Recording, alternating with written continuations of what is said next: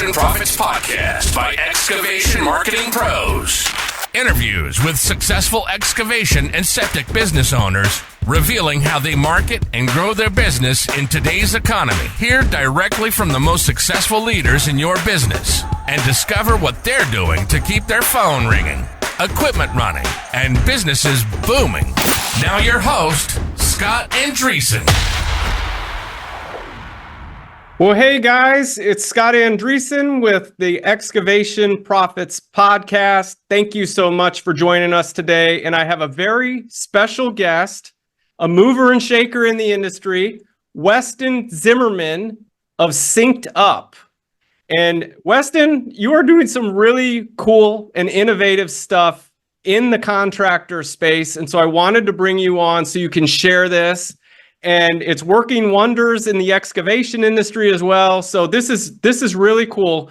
Can you please tell us a little bit about yourself? Sure. Thanks for having me on. I've been looking forward to this. So basically, my story in short, succinct form is I started working for a landscape company in what I jokingly refer to as Podunk, PA in Pennsylvania. We're in the Appalachian Mountains of Pennsylvania, in central Pennsylvania. But I started working for this landscaping company when I was 16 years old. I didn't even have my driver's license yet. I was biking to work, just as an employee, as a laborer on the crews. And really long story short, I, got more and more responsibility and eventually was leading a charge to get our company off of paper and onto systems and processes, using technology and all of that. And we used a number of different products, and most products on the market do have things that they're very, very good at, what they're built for, but what we were struggling to find was a single product that allowed us to manage our lead through invoicing process and also, making sure that we're estimating our jobs correctly and actually being profitable. And what happens when I buy a new truck? What does that do to my pricing? All of that stuff. So in the middle of trying to find a product that allowed us to do all of this underneath one roof, we were looking for a needle in a haystack. I came home from work one day and my dad was sitting on the back patio working on his laptop, clicking around on some grass. And he had just started working with a new company. And I was asking him what he did and what he was doing. And he was like, oh, I was testing a software project. And I was like, I leaned in. I was like, you mean you're just building stuff? Like as you see, you're designing it and building it to solve, whatever challenges you're trying to build for. It's like, yeah. So that's where the light bulb went off. And keep in mind, I always have only been an employee at Tesla Landscaping. I don't own the company. I didn't have any money. So off I went to the owners of the company to be like, hey, let's, we're struggling to find a solution on the market that does what we want. Let's build it. And so probably the most naive campaign I ever went on, I had no idea what it was going to take to build software. But here we are. That moment was, that was probably 7 years ago now.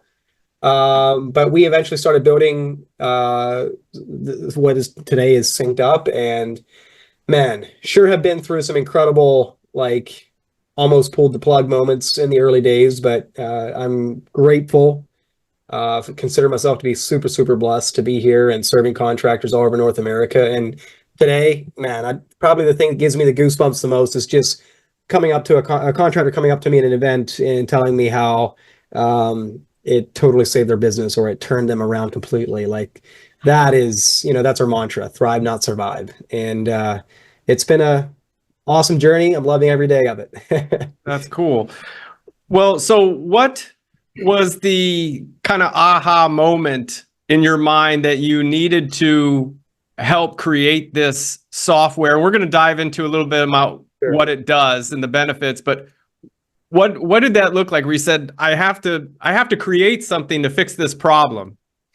Well, so there were and there are today even still products on the market that do a really good job of the building an app that allows you to schedule your work, send a proposal, send an invoice, clock in, clock out. Those are all borderline commodities. There's dozens of apps that do those things, right? And they do them really well. Very nice UIs, easy to use, all of that stuff. But what that entire category of products does not do, I'll explain it this way. Let's say you go into one of those lightweight solutions and you're building an estimate to send out to your client to get approved. What you do is you go in there and you create a new estimate, you create a new line item, you describe whatever you're going to be doing for them, and then there's a blank empty field there where you type in the dollar amount that you're going to charge for this work. Who's telling you how much that should be? A spreadsheet that you built? Your 20 years of experience and some scratches on a notepad? Like, how are you coming up with that number? That's what didn't exist. Well, I'm sorry. Actually, there were products that solved that problem by itself. Just like how do you build a budget and calculate your finances and automate overhead recovery. There were products that did do that, but not one that married the back office with the front field, people working out in the field, just, needing access to job information and all of that. So that back office and that front field were the two worlds that had not yet been married well in a product. And that's what, I spent most of my time working in the front field. But I worked very, very closely with the guys at Tussie Landscaping that were in the back office. And we just wanted a world where we didn't have to have a long list of homebrew spreadsheets to calculate this stuff. Because spreadsheets are amazing, but they're from a UI perspective, user interface perspective, they're a challenge. Okay. So, and I agree. And so if I take what you just said and break it down in a simple couple words, are you basically helping contractors to know their numbers and profitability? That's right. So essentially, there's there's the one way I've already described this problem that we solve is that there are two profit killers for contractors. One is I screw up the math. Like some way, somehow, I'm not calculating the math correctly on my markups, my hourly rate, my overhead recovery. That is a relatively easy problem to solve it's just mathematics. But then there's a difficult one, and that's the second problem that's a profit killer. And that is what I just dub it the resources. And I need to find a name that doesn't require explanation, but I'll explain it. So essentially, if you bid a job is going to take 100 hours, and then you go do the job, and it took you 150 hours, what happens? You lose money. You lose money for sure. Even though you could have been using math that was perfect on paper for finding your hourly rates and your markups and all of that, perfect on paper math still does not completely guarantee that you will make money because you could be missing the mark on the resources that you have in your estimate, like hours, material, equipment, subs, that kind of thing. And so both of those things have to be fixed for you to have predictable profits. The mathematics, the know your numbers stuff, and the resources. And so what was happening is even though we had spreadsheets and all that to do a really good job for us of calculating our hourly rates and all of that, what didn't exist in a product at the time was job costing, holding up my actuals to compare against my estimates, meaning I bid it for 100 hours. It took me 150. That didn't exist all in one product. And that's why we wanted to build SynkedUp. But you asked for a few words. I'm totally butchering it. I'm rambling. But basically, the thing is, what SynkedUp does is it solves both of those profit killers. It solves the math problem. Basically, you just tell the software every dollar your business spends money on, and it calculates your hourly rates and markups and overhead recovery for you in the background. And you just drag and drop in templates and type in what labor you need and what product you need and what subcontractors or equipment you need. And it calculates the number for you. Then turn around and go do the job, and it tracks your hours, your receipts, your materials, everything that you have going into the job, and it shows you beautiful estimated versus actual metrics on every single job in real time, so that you also, if you do make a mistake on the resources of the estimate, you make that mistake once, and then you realize where you went wrong, go back and update your templates and stuff for the next estimate and make sure you're not doing it again. And I'll tell you a story of the power of job costing in real time, because before SynkedUp existed, we were job costing, but we were doing it manually, spreadsheets, the whole 9 yards, right? And I was running a crew. I would go out there and do a job, and not infrequently I'd get a phone call from the salesperson that had originally sold the job, estimated the job, but it might be 5-6 weeks after the job was done, which was, by the way, when he had finally finished job costing manually. And I would get a phone call from him, and he'd be like, hey, like, we went over hours on this, or we used way more product than we thought we were going to. Like, what do you think happened? Like, what do I need to know for the next one? And the quality of my answer was not great because I was on to my third, fourth, fifth job since then. You get the idea, right? I was focused on production. After we had synced up, we were tracking those hours and materials and products in real time, and the script of that conversation completely flipped because now I had access to it in my mobile app, and I was calling the salesperson before we were even done with the job saying, hey, just so you know, we're not even half done yet. We've already burned through 70-80% of our man hours. And here's why I think this is. Either don't pay attention, it's an anomaly, materials weren't showing up on time, the client was difficult, or the weather was really, really bad, or whatever. Or it's like, no, like we simply need more hours, or we need more product to do this job correctly. And the quality of my answers and the quality of our learning increased exponentially. So all those stories to kind of highlight the power and the need for solving not only what I call the math problem, but also the resources problem in your contracting business. And until you solve both of them, you could be losing pretty significant money and not knowing why. And if you don't have the KPIs or the metrics, or if you're not job costing to watch this stuff, your first indication, unfortunately, is going to be cash flow. And by the time that problem is showing up in cash flow, you're months downstream from the root of the problem. And the $1 million question is, what do I need to change? Mm-hmm. Can you walk us through how a contractor going out to a site visit, okay, they do their due diligence, and then from there, walk me through how they're going to use SynkedUp in the sales process?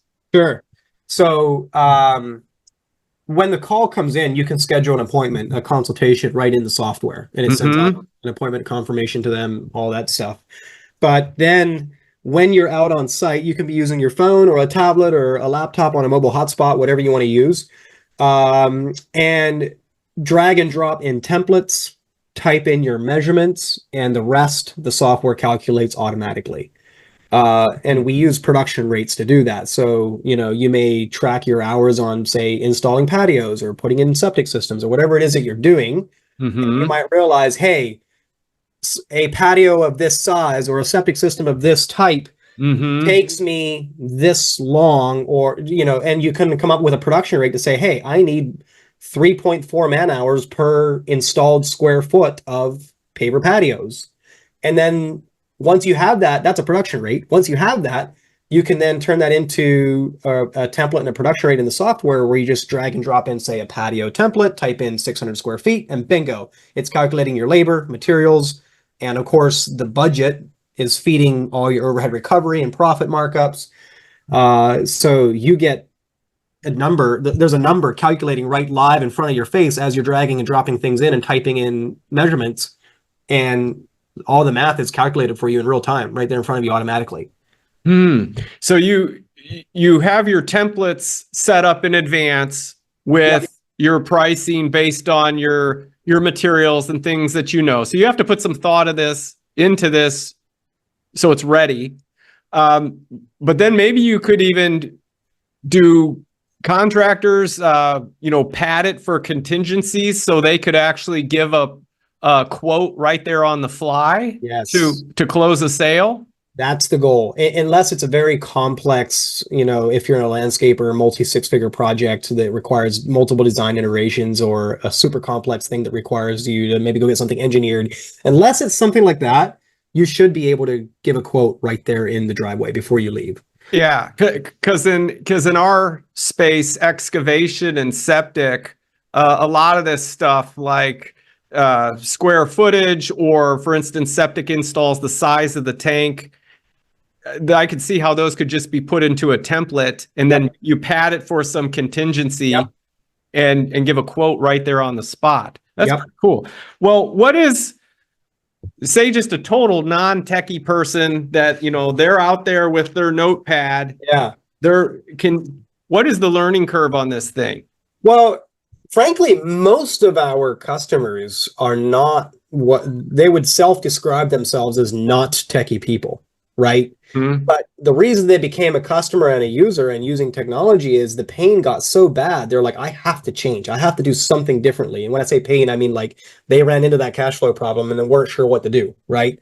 So even a completely technical, if you can text your grandma, you can do this, Hmm. So, but the uh, the learning curve is essentially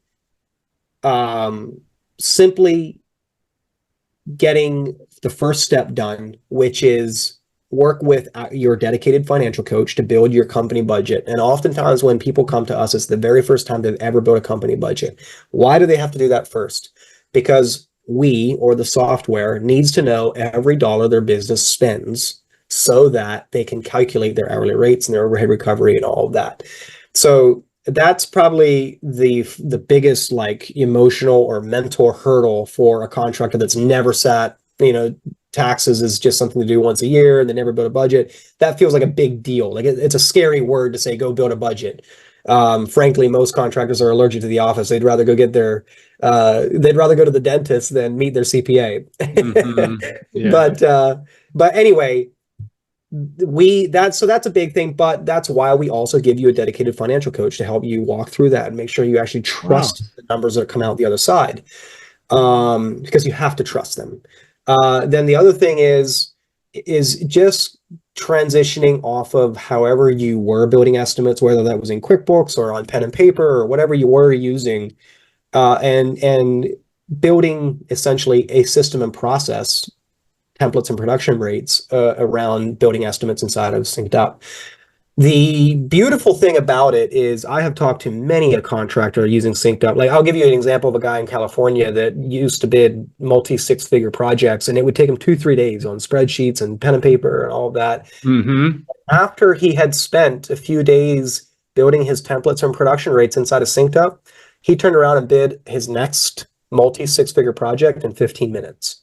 Whoa, that's amazing. Yeah. That's quite a time savings. Tremendous. Now, of course, depending on the type of work you do, those different things can vary somewhat. But the point is you save hours. And now, back to the learning curve thing. My philosophy on that is this: spending hours on each and every estimate the manual way, where you are the only person in your entire business that knows how to produce a bid for a customer, is hard. You need to go on vacation, you need to have an appointment, you have whatever, the business stop, or nobody's getting quotes back. That's hard. You're kind of prisoner to your own business. You own a job, not a business. Learning a new system, sitting down for a day or two, and converting everything you know from your many years of experience into a template and a production rate, yeah, that's also hard. Or it can be perceived as hard, even though pragmatically speaking, it's quite simple. It's just that it's a first time experience, it's new. So yeah, it feels hard. My philosophy on that is, well, both are hard. Choose your hard. Which one do Mm. you want to end up with? That's a good way to put it. What impact have you seen this have on contractors' profitability? Well, we have the results. Results always vary when you have a thing like this, but like we have people, like I said, I'm not joking. Like when I said people come up to me and say, this thing literally saved my business. Like I was shutting doors, I had no cash. I spent, there's this one contractor not that far from me here in Pennsylvania that went from not having, he literally said, I did not have enough of money to put gas in my truck to get out to the job site to finish the job to collect the final payment, to a few months later, he scraped together money that he felt like he didn't have, bought the software, and 6 months later, had 100 grand sitting in the bank account. Yeah. So it genuinely. So put it this way: the average contractor in North America, this is based on some various studies, makes single digits net profit, 2 to 5%. Yeah, because there's so many of them that literally aren't making money. And then there's some that are making more, but like that's the average. The average contractor in SynkedUp is 10 to 20. So it Wow. has a tremendous boost to your overall profitability. It finally feels like your business is oxygen to breathe. You can go out there and you can invest in the business and hire that admin to make your life easier. And it just sets off a whole chain of events that Yeah. leads them on that transition from being, enslaved to their business, so to speak, or owning a job versus a business to actually owning a business that could Yeah. run without them. Yep. And a couple things. That old expression, revenue is vanity, profit is sanity. 100%.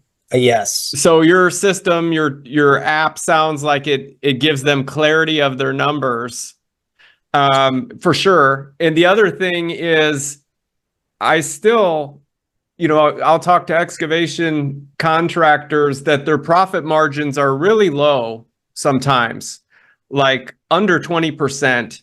And these aren't big operations. And when I ask them, why is it so low? And they say, well, because so and so Chuck in a truck is willing to do it without a license, so I need to beat their price. It's kind of going off on another tangent that that's not the right mindset for business. Yes. But what do you say to those people that they would rather try to beat the Chuck in a truck and give a low price versus doing it the truthful way of knowing your numbers and what your profit margin should be? Well, here's the reality. Chuck in the truck will always exist. They will always be there.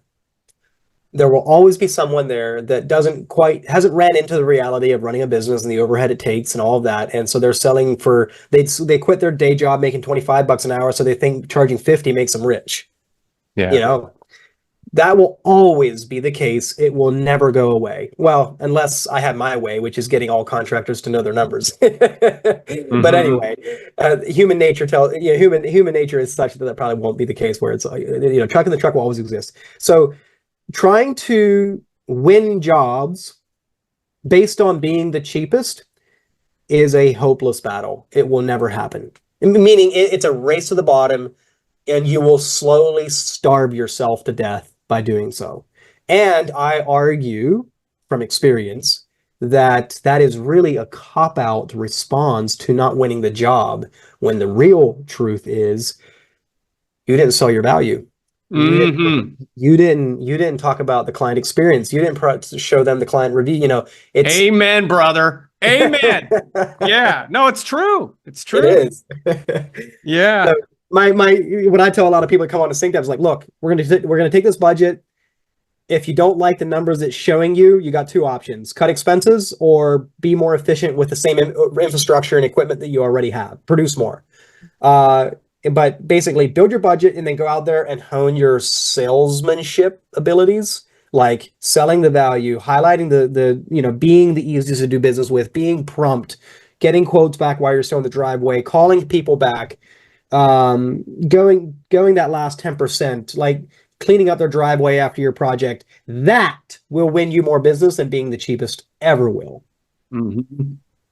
Do you have success stories or testimonials from clients that you've significantly changed their business through using this?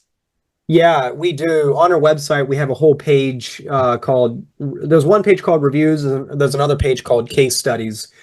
And there's one that was literally going to be closing his doors, found us and turned it around, and he's literally the definition of thriving now. Like, he's building a team, he's making money, and he's on fire. There was that one that I told you about that didn't have enough money to get to his job site, enough of gas money to get to his job site. There's dozens, and those are the ones I know about. We have a lot of customers that don't take the time to come back to us and tell us, but or I'll meet them at an event 18 months after signing up, and then they tell me. So we actually have an award at our Contractor Summit event, our annual Contractor Summit event, that we call Thrive Not Survive. And we give that award away to someone that has had an incredible 180 turnaround in their business exactly like this. So yeah, it's if you really want to go down the rabbit hole, so to speak, I can give you some links that you can put in the show notes here, that will let you see these people actually telling their stories on camera. Cool.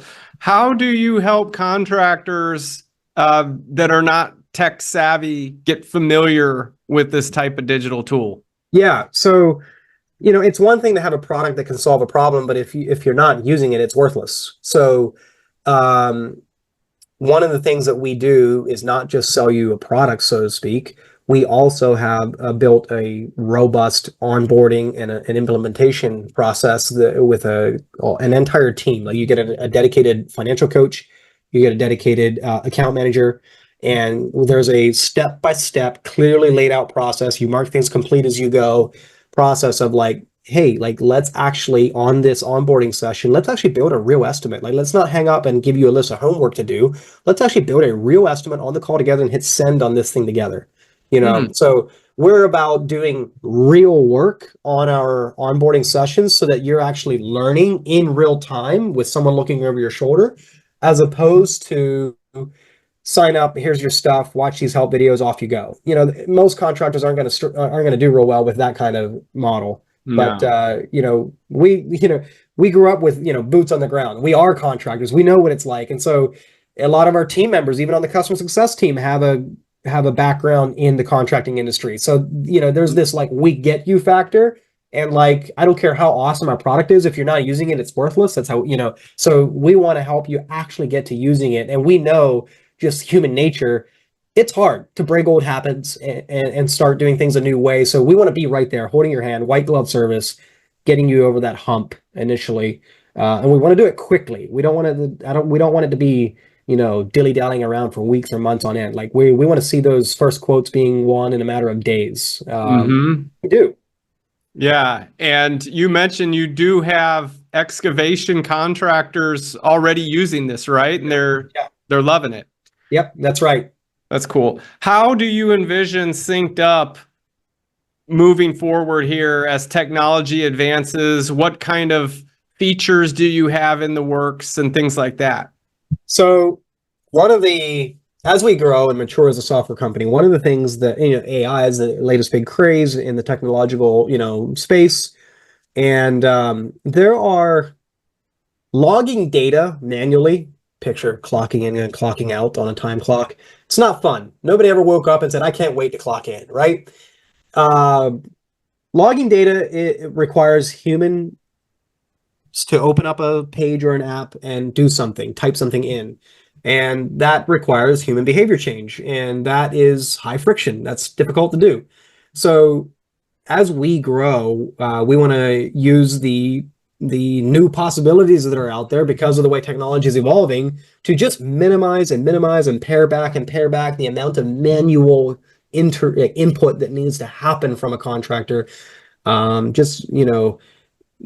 that can be done automatically, things that can be automated, have less and have the absolute minimum of human input needed possible, so that the software feels like less and less friction and more value being shown back to you because of just all the possibilities that are opening in this new age of AI and all of that.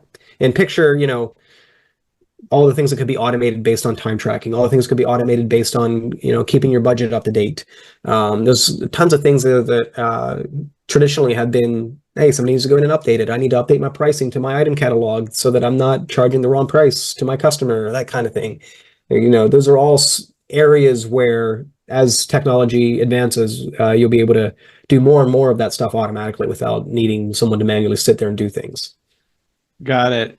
What, as far as someone who's not tech savvy, how long would it take them on average to actually get this up and running, where they've got their templates in place for their pricing and they can actually go out and bid a job with this thing?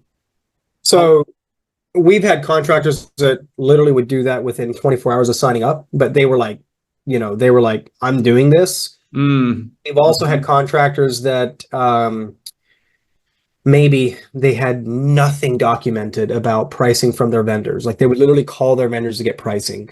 They had nothing documented about any sort of like, hey, every time I do this kind of job, I need this material list, or like, so they're literally starting from scratch, you know.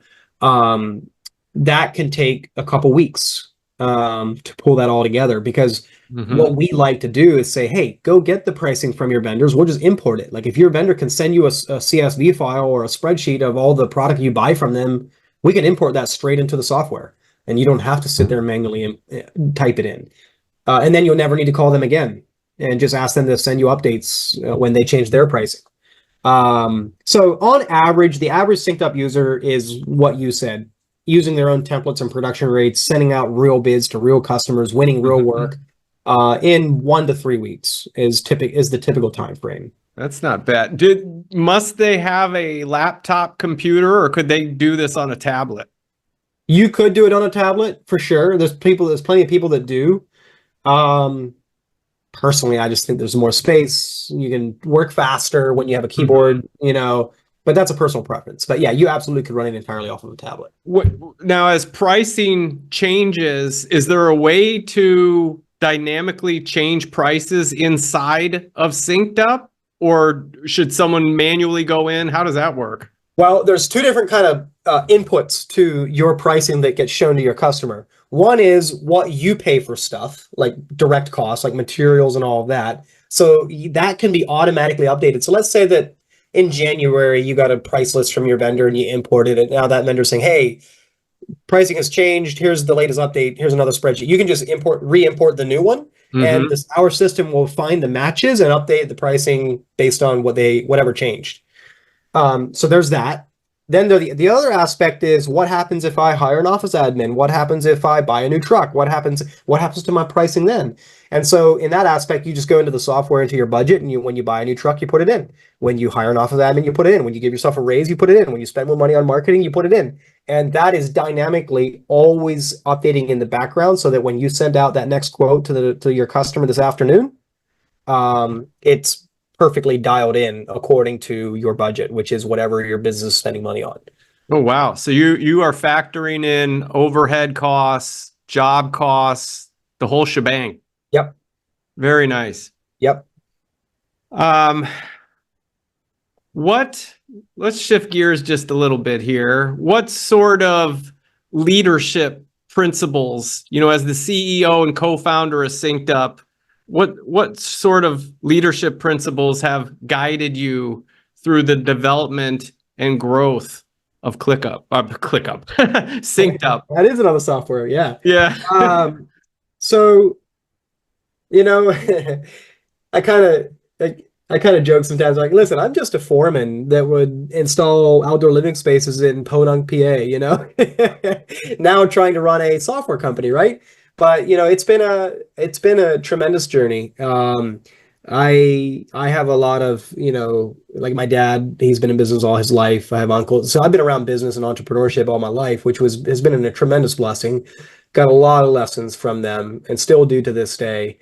But probably something that's been more practical for me in growing SynkedUp and leading a tech company is getting into the same room with other people, other founders that are doing the same thing, learning from them.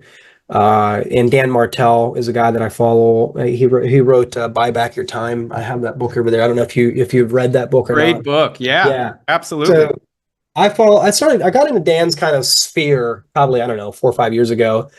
And there's just tons of leadership principles that I've gleaned off of him, and others too. I've heard of the quote of, don't find someone that's 10 steps ahead of you and try to emulate them. Try to find someone that's 1 step ahead of you, the next step ahead of you, and emulate them. Seek, because they're where you need to go next.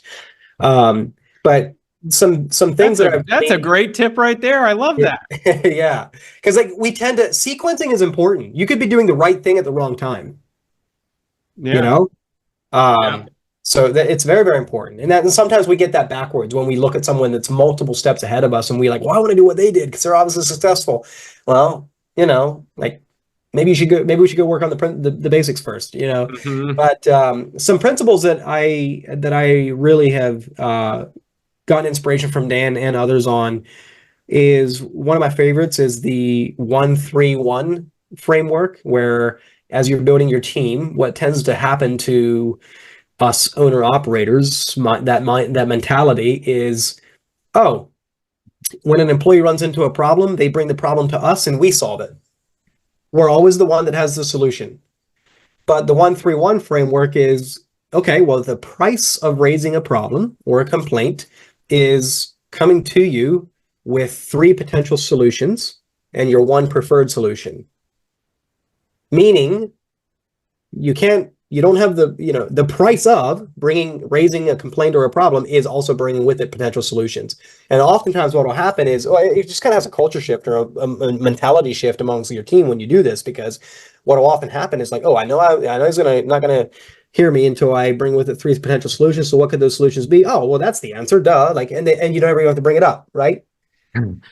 So that's huge. I've been practicing the 131 rule myself, and it's so easy to say, oh, the hell with this, it's taking too long, and then just go ahead and fix it. But as entrepreneurs, we have to really draw the line and stop doing that, as hard as it seems. It is hard. Like, you're addicted to I still fight it to this day. I think we all probably do. It's just like, do I take 2 minutes and do it myself, or do I take 20 minutes and explain and coach someone through?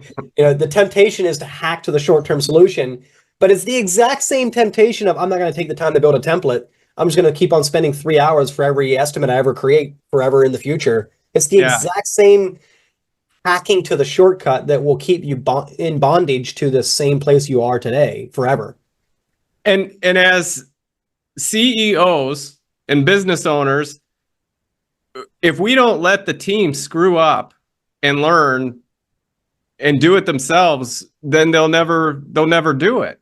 It'll always be coming back to us. So that's like, I just had a situation like that just the other day, where normally I would be double checking this certain task.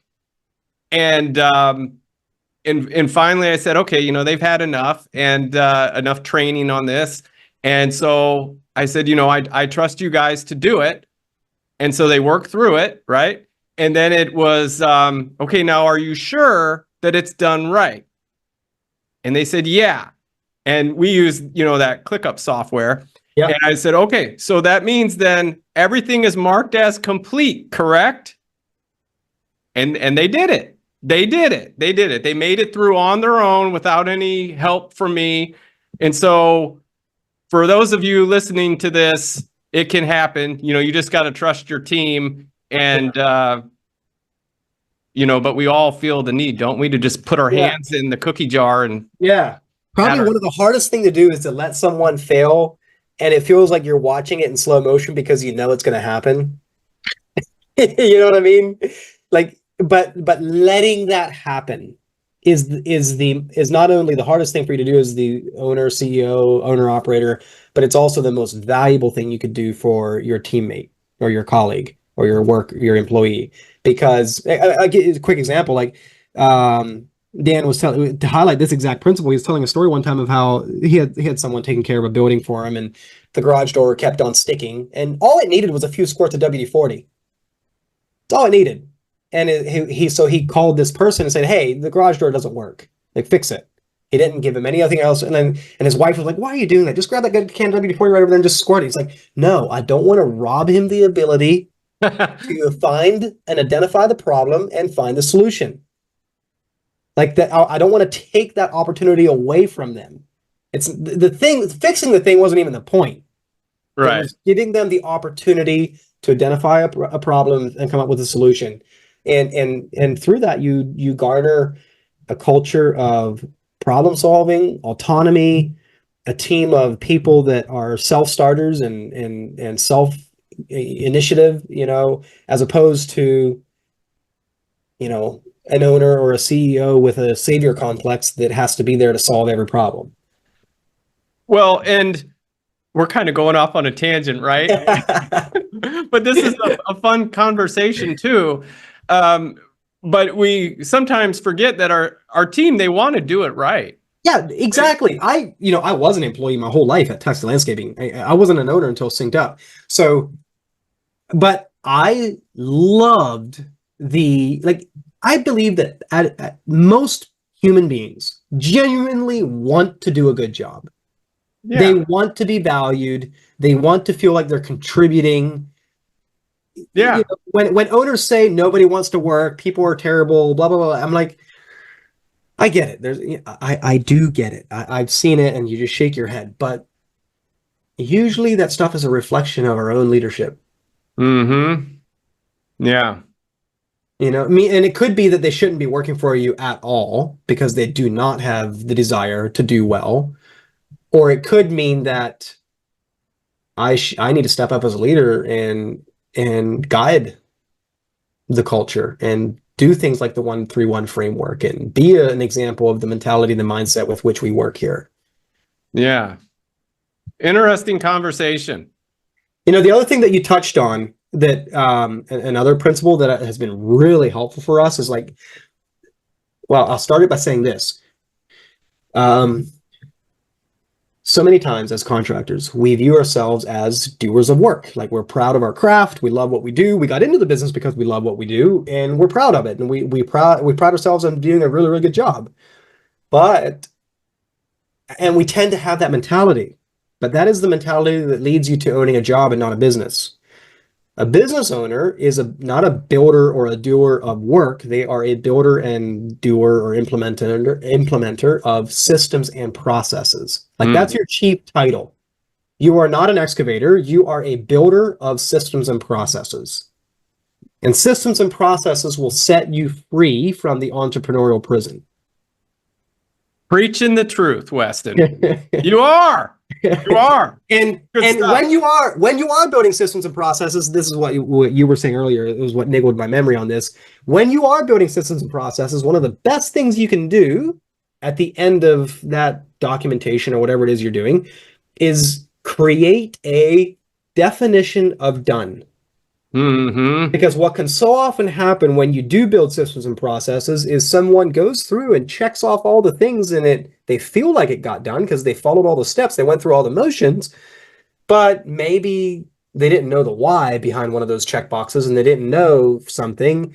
And even though they finished all the tasks, it's not actually done because somewhere a gap was left. And so at the end of it, hey, go through the motions. Here's the principles. Here's the things you have to do. But at the end, this is the definition of done. Yeah. Good stuff. That's another Dan Martell thing from that Buy Back Your Time book. Nice. So how can people learn more about SynkedUp and reach out to you if they need more help?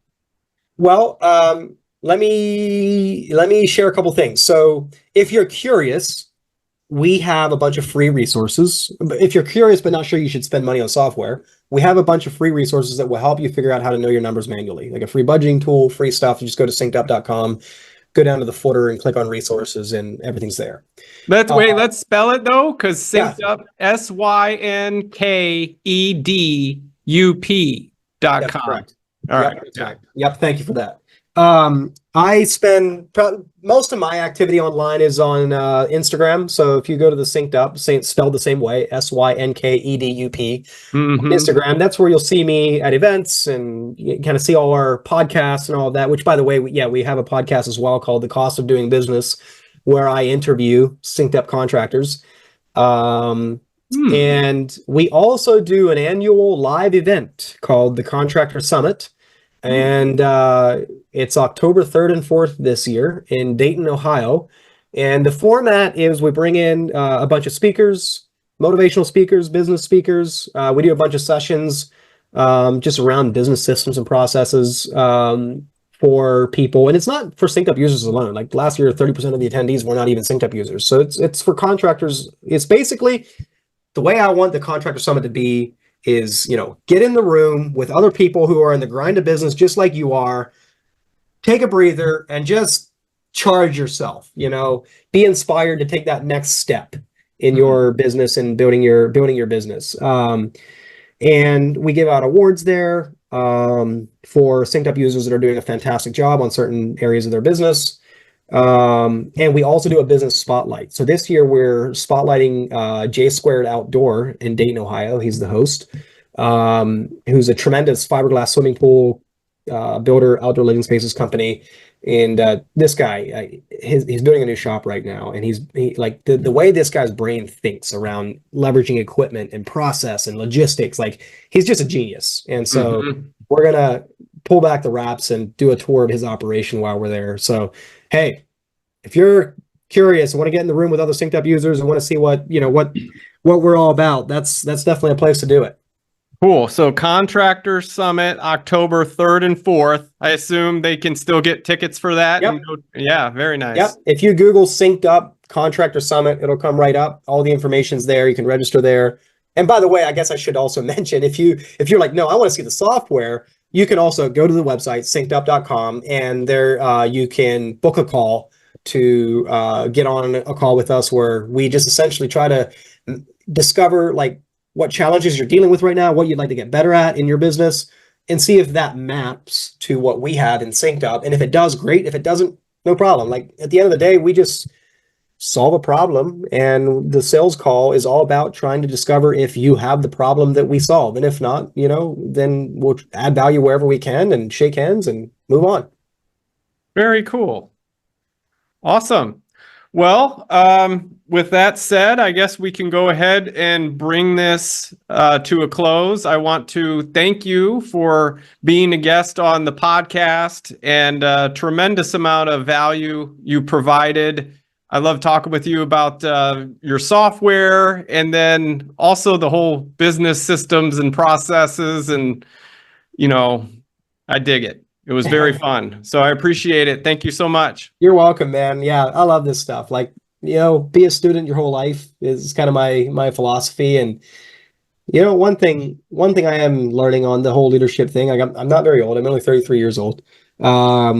Is just like every time you conquer, you get over the next peak, you see the next one up above you. So life is a constant learning and growing journey. And if the moment we say, no, I'm good, I don't want to climb that next peak, that's where we hit our ceiling, and that's where growth stops. And I'm a fan of the growth mindset and always striving to be better every day.